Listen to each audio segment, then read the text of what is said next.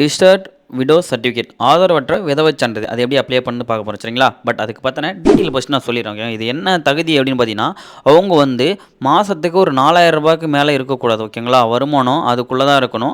அதுக்கப்புறம் அவங்களுக்கு தமிழ்நாட்டை சேர்ந்தவங்களாக இருக்கணும். அவங்களோட வயசு பார்த்தீங்கன்னா 18 வயசுக்கு மேலே இருக்கணும். ஓகேவா, அவங்க விதவையாகவும் 18 வயசுக்கு மேலே இருக்கவங்களா இருக்கணும். சரிங்களா.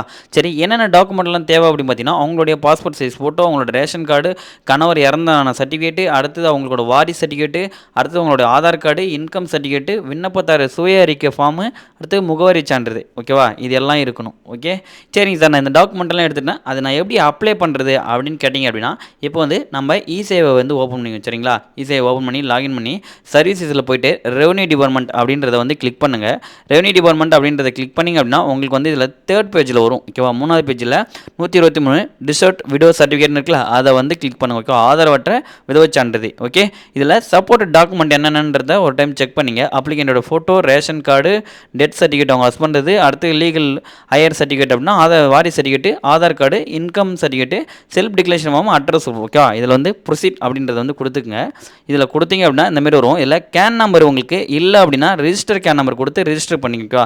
எனக்கு கேன் நம்பர் ரிஜிஸ்டர் பண்ண தெரியல அப்படின்னா அதுக்கான வீடியோ டிஸ்கிரிப்ஷன் கொடுங்க, அதை கிளிக் பண்ணி எடிட் பண்ணிங்க. சரிங்களா, கிரியேட் பண்ணிங்க. ஓகே, இப்போ நான் கேன் நம்பர் ரிஜிஸ்டர் பண்ணிட்டு நான் எப்படி செக் பண்ணுறது அப்படின்னா, ஆதார் கார்டு நம்பர்னு இருக்குல்ல, அதில் வந்து உங்களுடைய ஆதார் கார்டு நம்பர் வந்து என்ட்ரு பண்ணி சர்ச் கொடுத்தீங்க அப்படின்னா உங்களுக்கு கேன் நம்பர் வந்து ஷோ ஆகும். ஓகேவா, நீங்கள் மற்ற எதுவும் ஃபில்லப் பண்ணனா ஆதார் கார்டு நம்பர் மட்டும் கொடுத்துட்டு சர்ச் அப்படின்றத கொடுத்தீங்க அப்படின்னா உங்களுக்கு வந்து கேன் நம்பரோட உங்கள் நம்பர் எல்லாமே ஷோ ஆகும். ஓகே, இதில் வந்து கிளிக் பண்ணிவிட்டு இதில் ப்ரொசீட் அப்படின்றத வந்து கொடுங்க. சரிங்களா, இது பார்த்தீங்கன்னா அப்ளிகேட் நாட் அவைலபிள்னு வருது. என்ன அப்படின்னா இந்த எடிட் கேண்டிடேட்டில் போயிட்டு என்னதை மாற்றணும், எதை மட்டும் நம்ம இது பண்ணணும் அப்படின்னா, உங்களுடைய அப்ளிகேண்ட் கேன் ரிஜிஸ்டர் பண்ணும்போது திருமதியாக இருக்கணும் அவங்க, அடுத்து மேரேஜ் செட்டில் வந்து விடோவாக இருக்கணும், அடுத்து உறவு முறையில் வந்து அவங்க ஹஸ்பண்ட் இருக்கணும், ஹஸ்பண்ட் நேமை வந்து ஃபில் பண்ணிடணும். ஓகேவா, இதை நீங்கள் கம்பல்சரி ஃபில் பண்ணிவிட்டு இதை எடிட் பண்ணிவிட்டு அப்டேட் கொடுத்தீங்க அப்படின்னா உங்களுக்கு வந்து அப்டேட் ஆகிடும். ஆல்ரெடி ரிஜிஸ்டர் பண்ணவங்களுக்கு பண்ணலை அப்படின்னா நீங்கள் பண்ணும்போது அந்த மாதிரி செக் பண்ணிட்டு கொடுத்தீங்க அப்படின்னா இந்த மாதிரி வரும். இதில் ப்ரொசீட் கொடுத்துருங்க. ப்ரொசீட் கொடுத்தவொடனே உங்களுக்கு வந்து அப்ளிகேஷன் வந்து ஓப்பன் ஆகிடும். சரிங்களா, அப்ளிகேஷன் ஓப்பன் ஆனோடனே இதில் வந்து பார்த்தீங்கன்னா எஜுகேஷன் ஆஃப் குவாலிஃபிகேஷன். ஓகேவா,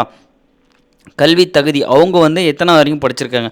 12th வரைக்கும் படிச்சிருக்காங்கன்னா 12th ஸ்டாண்டர்ட்னு போட்டுங்க எஸ்டிடின்னு, இல்லை இப்போ 11th வரைக்கும் படிச்சிருக்காங்கன்னா 11th எஸ்டிடின்னு கொடுங்க, இல்லை 10th வரைக்கும்னா 10th கொடுங்க, இல்லை டிப்ளமோ முடிச்சிருக்காங்கன்னா டிப்ளமோ கொடுங்க, டிகிரி முடிச்சிருந்தாங்கன்னா டிகிரி கொடுங்க.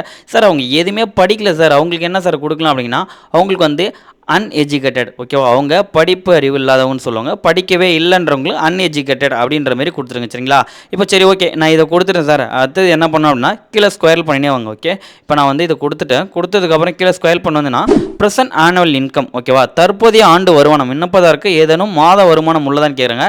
இருக்குது அப்படின்னா எஸ் கொடுங்க, இல்லை அப்படின்னா நோ கொடுங்க. இருக்குதுன்னு எஸ் கொடுத்தீங்க அப்படின்னா இதில் சேலரி சில்பா, இல்லை ஃபேமிலி பென்ஷனா, இல்லை ப்ரைவேட்டா, இல்லை ரெண்ட்டுக்கு ஏன்னா வீட்டுக்கு கொடுத்துருக்காங்களா, இல்லை ப்ரைவேட்டில் வந்து என்ன இது பண்ணியிருக்காங்களா, இல்லை அதர்ஸ்ன்னு இருக்குது. அந்த அதர்ஸ் கொடுத்தீங்க அப்படின்னா அது வந்து கூலி வேலை செய்கிறவங்களுக்கு வந்து அதர்ஸ்ன்னு கொடுக்கலாம். விவசாயம் பண்ணுறவங்களுக்கு கூலி வேலை செய்கிறவங்களுக்கு வந்து இந்த மாதிரி கொடுத்துக்கலாம். சரிங்களா, இப்போ அதில் வந்து அவங்களோட இன்கம் 3000 மாதம் போட்டு அதில் லேபர்னு கொடுத்து மற்ற இதில் வந்து தமிழில் கூலி வேலைன்னு போட்டுரும். ஓகேவா, இந்த மாதிரி கொடுத்துட்டு கீழே ஆட் அப்படின்றத கொடுத்தீங்க அப்படின்னா உங்களுக்கு வந்து இது ஆட் ஆகிடும். ஓகேவா, எவ்வளோ அமௌண்ட்டுன்றது ஆட் ஆகிடும். அவங்களுக்கு வந்து மந்த்துக்கு 4000 ரூபாய்க்குள்ளே இருக்கிற மாதிரி இருக்கணும். ஓகே, அப்போ தான் எலிஜிபிள்.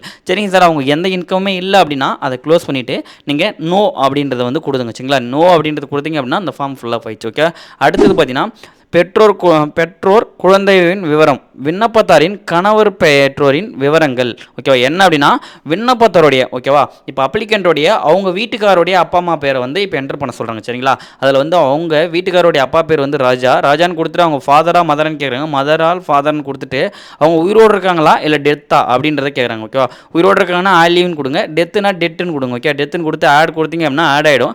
அடுத்தது அவங்களுடைய அம்மா. ஓகேவா, இது வந்து ஹஸ்பண்டோடைய அப்பா அம்மா பேர். ஓகே, அது கரெக்டாக தெரிஞ்சுங்க. இப்போ சரோஜான்னு கொடுத்துட்டு அது மதர்னு கொடுத்தேன். லிவிங் ஸ்டேட்டஸில் வந்து அவங்க உயிரோடு இருக்காங்களா இல்லை டெத்தாக கேட்குறாங்க. உயிரோடு இருக்காங்க அப்படின்னா உயிரோடு இருக்காங்கன்னு சொல்லி கொடுத்துட்டு ஆலிவ்னு கொடுத்துட்டு ஆட் கொடுத்துருங்க. சரிங்களா, இப்போ கொடுத்ததுக்கப்புறம் பார்த்தீங்கன்னா கீழே வந்தீங்க அப்படின்னா இதில் வந்து detail of the applicant parents, விண்ணப்பத்தாரின் பெற்றோர் விவரங்கள். ஓகே, இப்போ அப்ளிகண்ட் யாரோ அவங்களுடைய அப்பா அம்மா வந்து இதில் ஆட் பண்ணணும். சரிங்களா, இதை ஆட் பண்ணுறதால அவங்க ப்ரூஃப்லாம் வைக்கணும்னு கேட்டிங்கன்னா அவங்க ப்ரூஃப் எதுவும் வைக்க வேணாம். சரிங்களா, நீங்கள் ஜஸ்ட்டு உங்களுடைய நேம் வந்து நீங்கள் என்டர் பண்ணுற மாதிரி இருக்கும். ஓகே, இப்போ நான் வந்து அப்ளிகண்டோடைய பேரண்ட்ஸ் வந்து இது பண்ணுறேன். சரிங்களா, அவங்களுடைய அப்பா அம்மா, அந்த பொண்ணு தான் இப்போ அப்ளை பண்ணாங்கன்னா அந்த பொண்ணோட அப்பா அம்மா யாருன்றதை நீங்கள் அப்ளை பண்ணணும். ஓகேவா, அவங்க அப்பா பேர் போட்டு ஃபாதர்னு கொடுத்து அவங்க உயிரோடு இருக்காங்கன்னா ஆலிவ்னு கொடுத்து ஆட் கொடுத்துருங்க. அடுத்தது அவங்க அம்மா நேம். ஓகேவா, அவங்க அம்மா நேம் என்னவோ அந்த நேமும் வந்து நீங்கள் என்ட்ரு பண்ணிங்க. இப்போ நான் வந்து உங்கள் அம்மா நேமும் கொடுத்துட்டேன். கொடுத்துட்ட உடனே ரிலேஷன்ஷிப் கேட்கும்.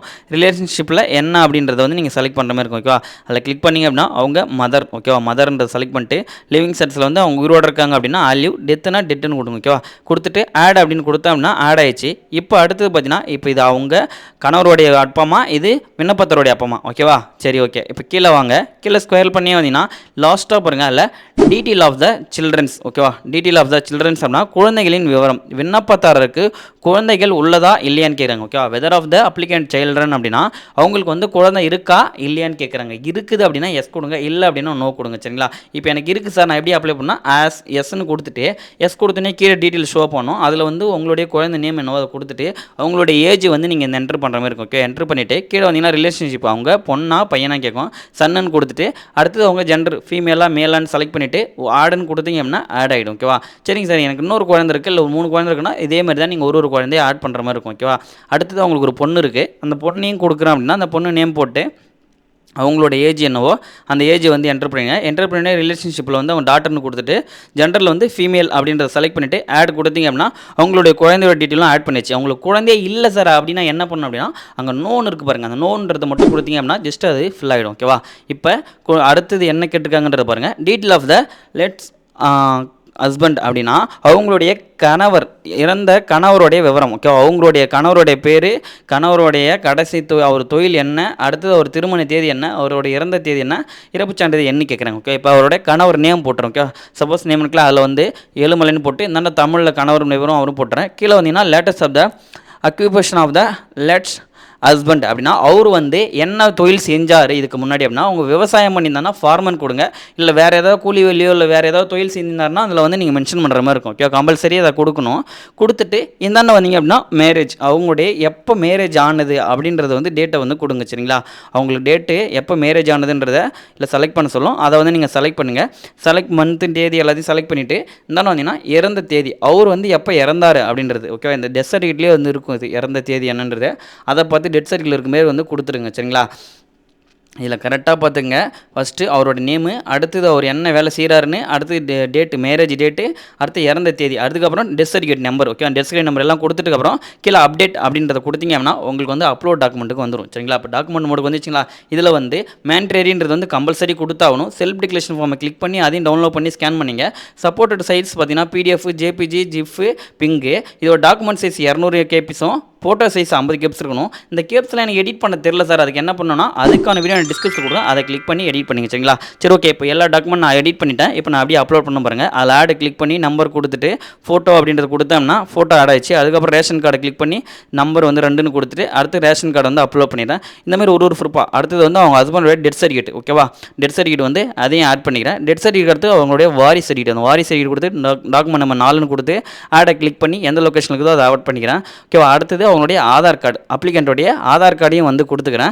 அடுத்தது அவங்களுடைய இன்கம் சர்டிஃபிகேட் கம்பல்சரி அப்ளை பண்ணி தான் சர்டிஃபிகேட் வாங்க முடியும். சரிங்களா? அதனால் இன்கம் சர்டிஃபிகேட் அப்ளை பண்ணி வாங்கி வச்சிருக்கேன், அதையும் அப்லோட் பண்ணிக்கிறேன். ஓகே, அடுத்தது செல்ஃப் டிக்ளரேஷன் ஃபார்ம், உங்கள்கிட்ட கையெழுத்து வாங்கி வச்சிருக்கல அந்த ஃபார்ம், அதே செல்ஃப் டிக்ளரேஷன் ஃபார்மும் கொடுத்து ஆட் பண்ணிக்கிறேன். அட்ரஸ் ப்ரூஃப், ஏதாவது ஒரு அட்ரஸ் ப்ரூஃப் கொடுத்தா கொடுக்கலாம், கொடுக்காட்டாலையும் போகலாம். பட் இருக்குது அப்படின்னா நீங்கள் கொடுத்து விடுங்க. ரேஷன் கார்டோ இல்லை ஏதாவது கொடுத்துரும். நான் எல்லாத்தையுமே அங்கே கொடுத்துட்டேன் அப்படின்னா ஒன்றும் பிரச்சனை. கீழே வந்து மேக் பேமெண்ட்டை மட்டும் கொடுங்க. மேக் பேமெண்ட்டை கொடுத்து இந்த மாதிரி வரும். இதில் மேக் பேமெண்ட்டை கிளிக் பண்ணி ஓகே அப்படின்றது கொடுத்தீங்க அப்படின்னா உங்களுக்கு ஜஸ்ட் இந்த மாதிரி வரும். சரிங்களா? இதில் அக்ரி அப்படின்றத வந்து செலக்ட் பண்ணிவிட்டு மேக் பேமெண்ட் அப்படின்றத கொடுத்தீங்க அப்படின்னா உங்களுக்கு வந்து சக்ஸஸ் ஆகி உங்களுக்கு பிரிண்ட் வந்து வரும். ஒப்புதல் சீட்னு சொல்லுவோம். அந்த ஒப்புதல் சீட்டில் வச்சு தான் நீங்கள் யார்கிட்ட எங்கே இருக்குது அப்படின்றத செக் பண்ணுறதோ இல்லை இதை வச்சு தான் நம்ம டவுன்லோட் பண்ணுறதுக்கு யூஸ் பண்ணிக்கலாம். ஓகேங்களா? சரி, ஓகே சார். சர்டிஃபிகேட் எப்படி இருக்கும் அப்படின்னு கேட்டிங்கன்னா சர்டிஃபிகேட் வந்து இந்த மாதிரி தான் இருக்கும். சரிங்களா?